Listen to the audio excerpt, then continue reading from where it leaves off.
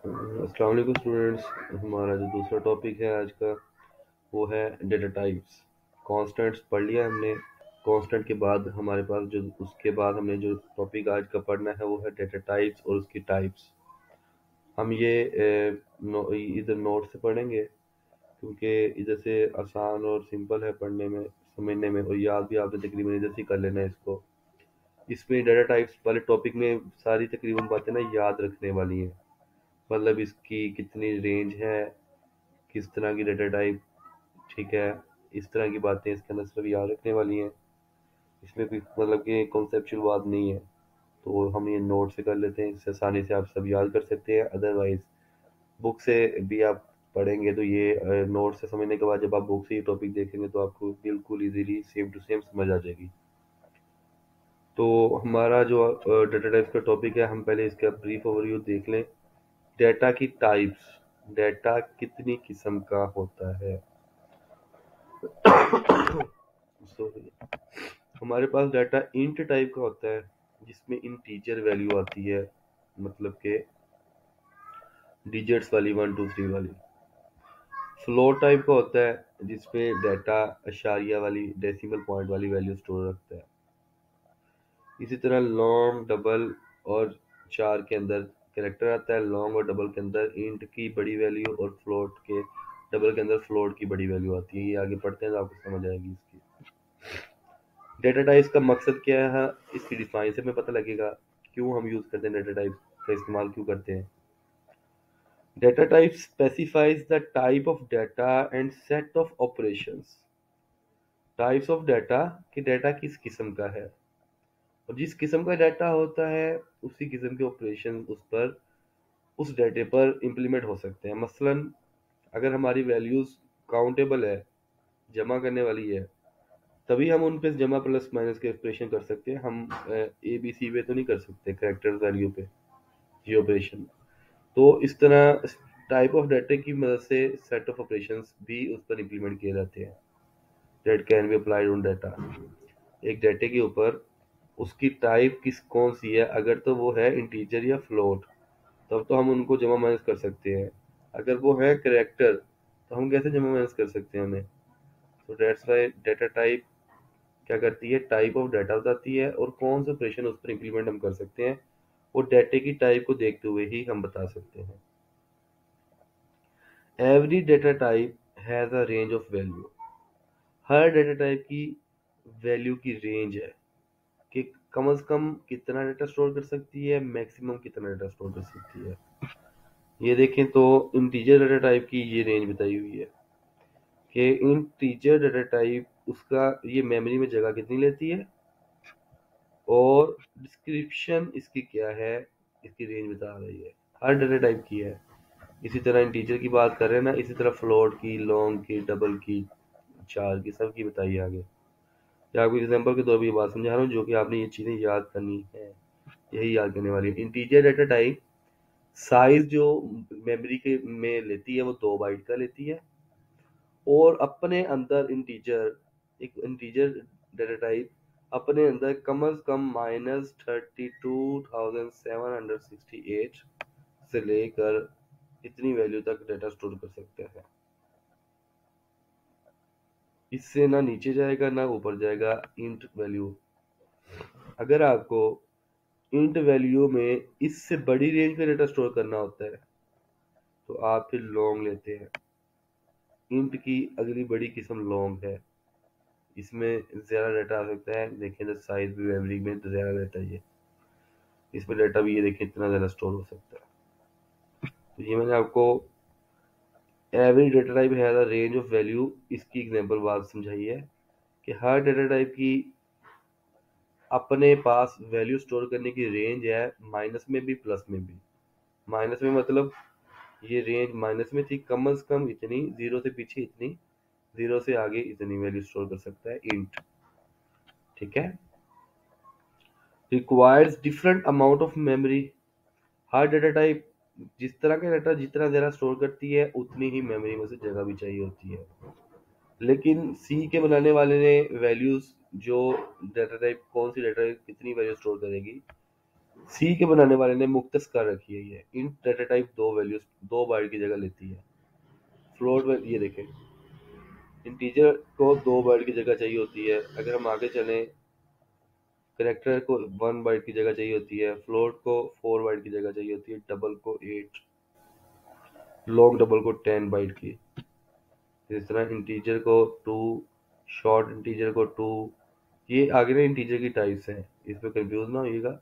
ये शॉर्ट और अनसाइन क्या है, ये इंटीजर की आगे टाइप्स हैं, सब कैटेगरीज हैं इसके आगे। और ये इंटीजर और लॉन्ग की तो बात पीछे हुई है, और लॉन्ग जो है वो 4 बाइट की जगह लेता है। तो इस तरह यहाँ बात हम कर रहे हैं required different amount of memory, कि कौन सी डेटा टाइप हम सेलेक्ट करेंगे। तो कंपाइलर को पता है कि इस डेटा टाइप को मैंने रैम के अंदर इतनी जगह दिलवानी है, क्योंकि कंपाइलर को पता है कि अगर इसका जो प्रोग्रामर है इसने ये डाटा टाइप ली है तो डेफिनेटली इसको इतनी जगह भी चाहिए होगी रैम के अंदर। Compiler allocates memory space for each variable according to its data type. यही बात मैं आपको समझा के हूँ, कंपाइलर एलोकेट करवाता है उतनी मेमोरी स्पेस हर वेरिएबल के लिए उसकी डेटा टाइप के मुताबिक जो वेरिएबल बनाते हुए हमने उसको डेटा टाइप देनी होती है। जब भी हमने वेरिएबल को डेटा टाइप देनी होती है, उससे क्या होता है कि उस डेटा टाइप के मुताबिक कंपाइलर रैम के अंदर मेमोरी के अंदर जगह बनाता है उतनी, कि अगर इंट बनाया है तो 2 बाइट की जगह, अगर आपने उसको फ्लोट डेटा टाइप दी है वेरिएबल को तो 4 डेटा टाइप, लॉन्ग दी है तो 8, डबल दी है तो 8, सॉरी लॉन्ग दी है तो 4, डबल दी है तो 8, कैरेक्टर दिया है तो 1 डेटा टाइप लेगा। तो इस तरह डेटा टाइप्स दो चीज़ें बताती हैं, कि टाइप्स ऑफ डाटा और डाटा टाइप्स ऑफ डाटा से कंपाइलर एलोकेट करता है मेमोरी। ठीक है। कैटेगरीज ऑफ डेटा टाइप्स की दो तरह की हैं, सिंपल सी बात है।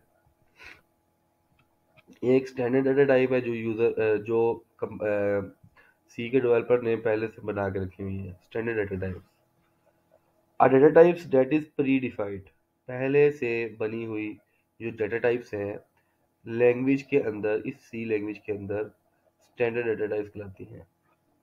इंट, फ्लोट, लॉन्ग, डबल, चार, ये जो 5 हमारे पास मेन डेटा टाइप्स की किस्में हैं, ये डेवलपर ने ऑलरेडी बना के रखी हुई हैं। अगर यूज़र खुद से डिफाइन करना चाहे तो उसे हम यूज़र डिफाइंड डेटा टाइप बोलेंगे।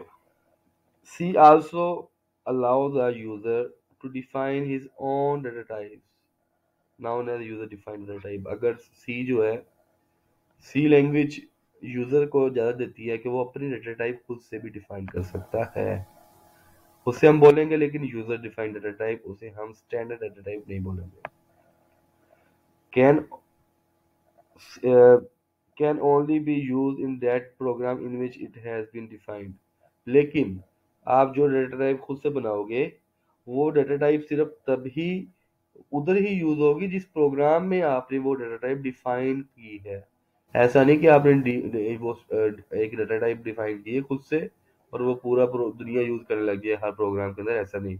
वो आपके प्रोग्राम में डिफाइन हुई है तो वो उधर ही यूज होगी। ये हमने अभी बात की है ओवरऑल इसकी कैटेगरीज की। अब हम वन बाय वन बात करते हैं। सबसे पहले इंटीजर डेटा टाइप के बारे में, कि इंटीजर डेटा टाइप क्या होती है और इसकी कितनी टाइप्स हैं। Integer data is the numeric value with no decimal point और फ्रैक्शन। अशारिया और बटे के बगैर जो वैल्यू होती है वो इंटीजर डेटा टाइप होती है। ये पॉजिटिव और नेगेटिव दोनों शक्लों में हो सकती है। बस आपने ये पॉइंट पॉइंट याद करते जाना है इंटीजर डेटा टाइप के बारे में, वो डिफाइन बन जाएगी उसकी। उसकी एग्जांपल देंगे फिर हम। 10, 55, 20 और -20, ये तीनों एग्जांपल हैं जी इंटीजर की।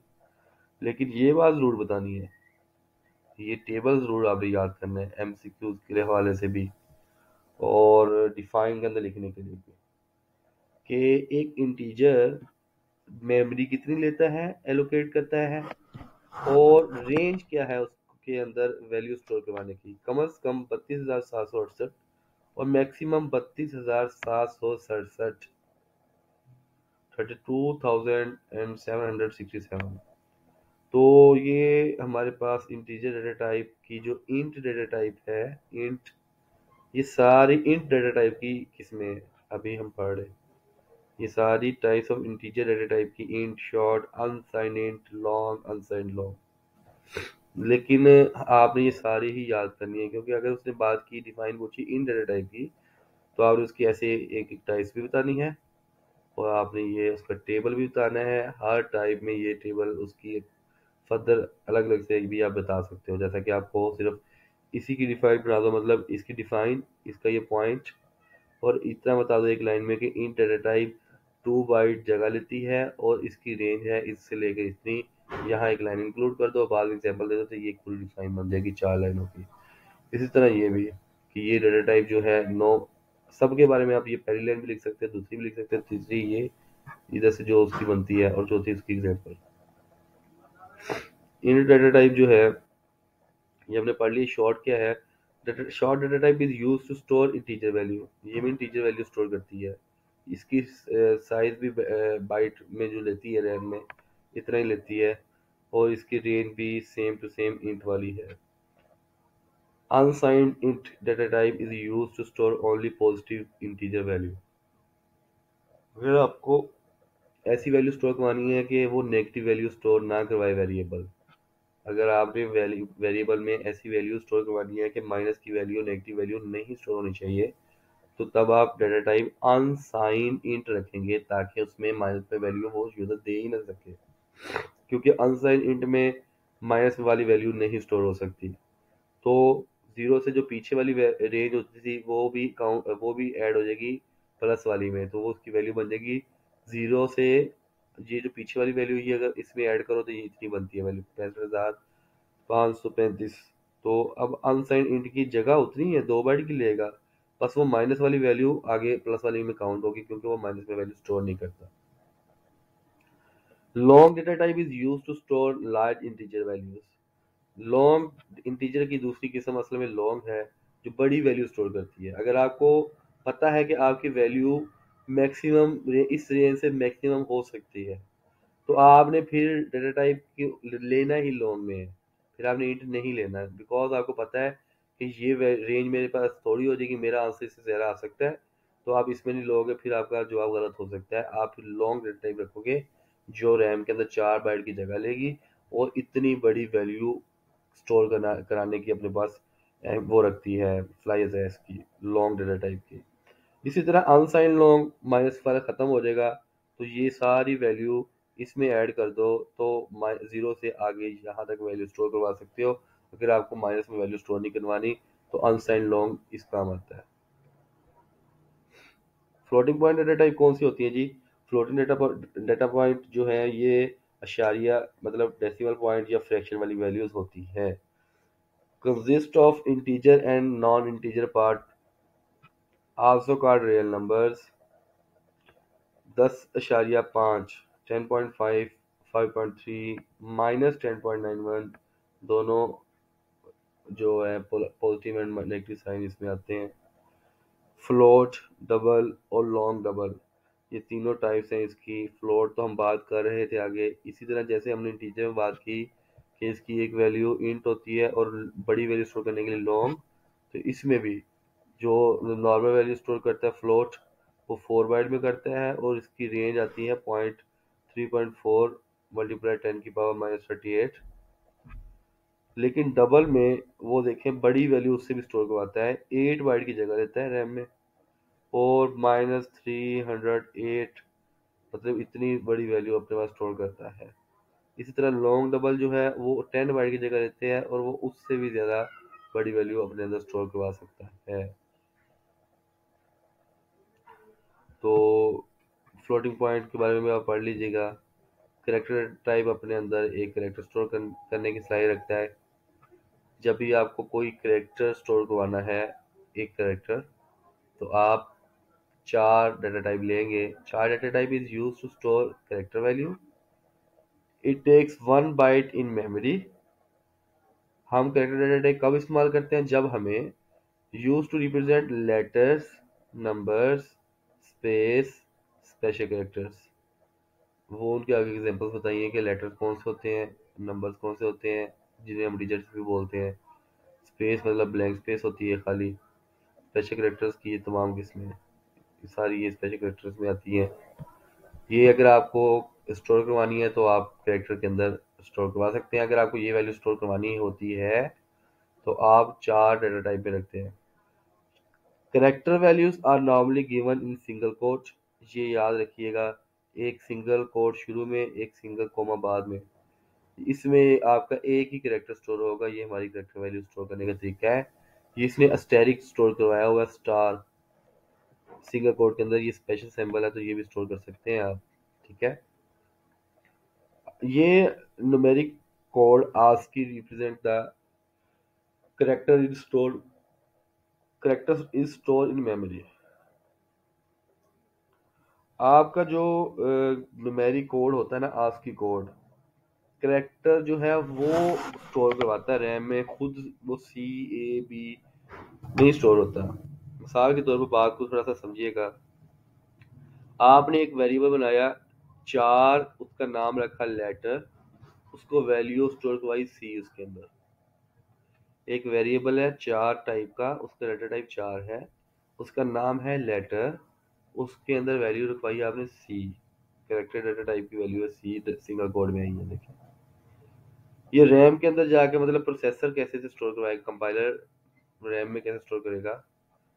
नाम आपको पता है, उस लोकेशन का जो नाम होता है वो आपके वेरिएबल का नाम होता है। लेटर नाम हो गया, वैल्यू थी इधर C लेकिन अंदर स्टोर हुई 67। गौर कीजिएगा, ये 67 असल में इस C का ASCII कोड है।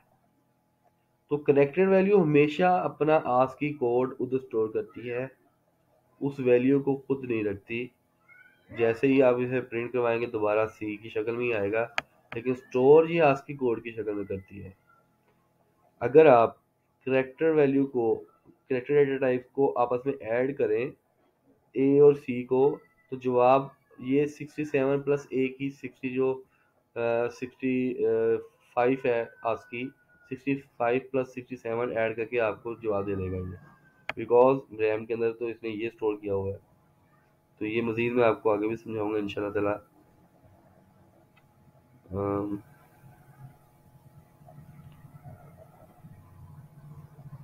ये देखें, इसने यही एग्जांपल दी जो मैं अभी आपको ये बात समझा रहा था कि जब ASCII कोड, जब हम करेक्टर वैल्यूज को स्टोर जमा करवाते हैं तो क्या होता है।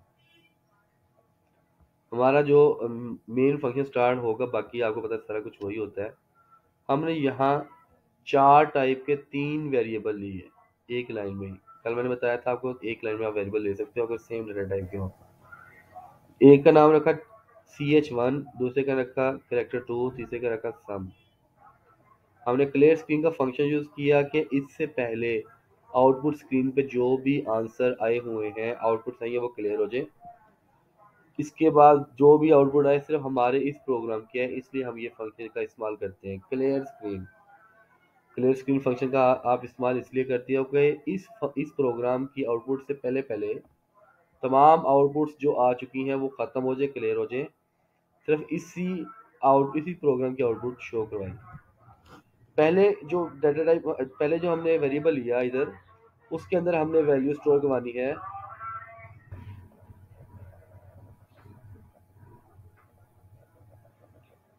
हमारे पास इधर करेक्टर 1 जो वेरिएबल है, इसके अंदर वैल्यू हमने स्टोर करवाई है 2 करेक्टर की। ये करेक्टर हमने स्टोर करवाया है। सिंगल कोड के अंदर हमेशा करेक्टर वैल्यू ही स्टोर होती है। इसी तरह हमारे पास दूसरा वेरिएबल है जिसके अंदर हमने 6 करेक्टर स्टोर करवाया सिंगल कोड के अंदर। अब 2 करेक्टर हमने वैल्यू स्टोर करवाई है करेक्टर टाइप की डेटा टाइप में। तीसरा जो हमने वेरिएबल लिया था, हमने कहा उसको असाइन हो जाए करेक्टर 1 प्लस हो गए करेक्टर 2 के साथ। करेक्टर 1 जो वेरिएबल में डेटा टाइप है और करेक्टर 2, इन दोनों को प्लस करवा के जो भी इनका आंसर आए वो असाइन हो जाए सम वेरिएबल को। और सम को बाद में हमने करवा लिया प्रिंट। ये किस तरह प्रिंट हुआ ये आपको मैं आगे मजीद समझाऊंगा। अभी सिर्फ आप इनका आंसर समझने की कोशिश करें। अब 2 प्लस 8 होना तो चाहिए, वैसे 2 प्लस 6 होना तो चाहिए 8, लेकिन यहाँ आंसर आ रहा है 104। ये कैसे? Because character data type ASCII code store करती है, तो 2 का आस्की कोड है 50 और 6 का आस्की कोड है 54। मतलब 2 करेक्टर का आस्की कोड 50 है और 6 करेक्टर का आस्की कोड 54 है। जब हमने दो करेक्टर डेटा टाइप को जमा करवाया तो उसने उसकी आस्की कोड को ऐड करके हमें आंसर दे दिया।